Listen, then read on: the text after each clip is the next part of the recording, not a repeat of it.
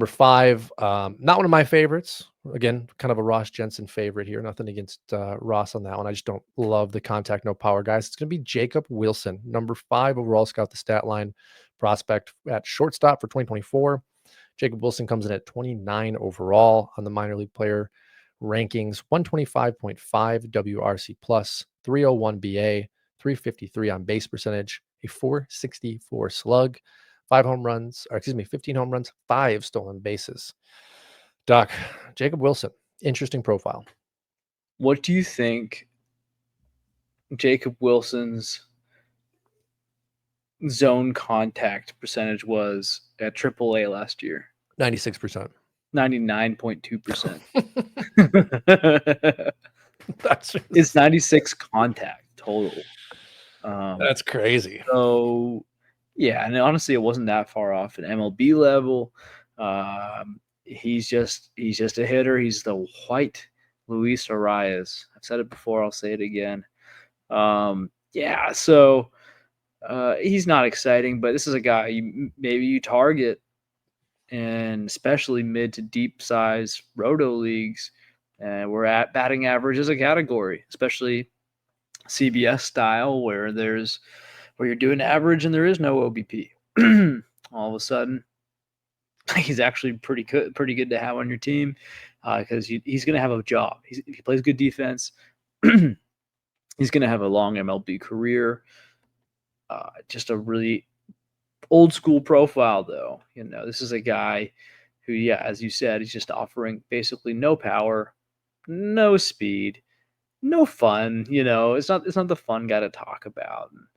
We're looking at his average EVs right now, his max EVs. Caleb Durbin Rex is max EV, so that lets you know. We had to have a Durbin sighting. That lets you know what's going on here.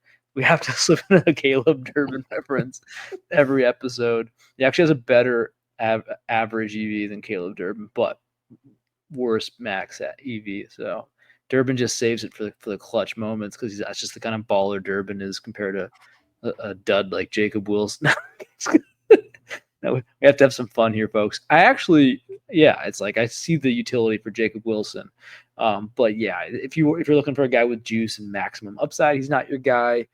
I don't know if he'll ever care. He seems like he's just such an elite hitter. I don't know if he'll ever care enough to try to pull balls. I don't think that's what's going to happen here. But maybe he can yank a few out in this new stadium. Yeah, and we haven't seen the projections for what Vegas is going to look like. Vegas, the ball flies. Like, it's the reality. It's not Colorado, but it's sure as heck not, Miami. And I think you said it perfectly, league context. And I've used this reference before, but Roto's the perfect place. You said that. You pair Jacob Wilson with a Kyle Schwarber on a Kyle Schwarber down average year. You pair the two profiles together. You spit out an average. You're probably pretty stoked about that, those two individual players, if you just split them up, and average it out.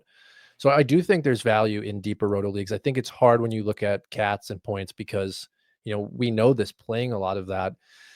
Jacob Wilson goes out and hits 300, but has, 2 runs, no home runs, and 1 stolen base in a week. Like, we're looking at the waiver wire and 15 guys that could have spit out a better performance and maybe have won us or lost us a matchup. So it's hard, but I think in Roto, that's where the value is. Would you agree? 100%, man. I mean, of course, if batting average is a category in a category league, that's one thing. But I just having played some Roto leagues, I'd rather, if I'm going to roster him somewhere, that's where it would be.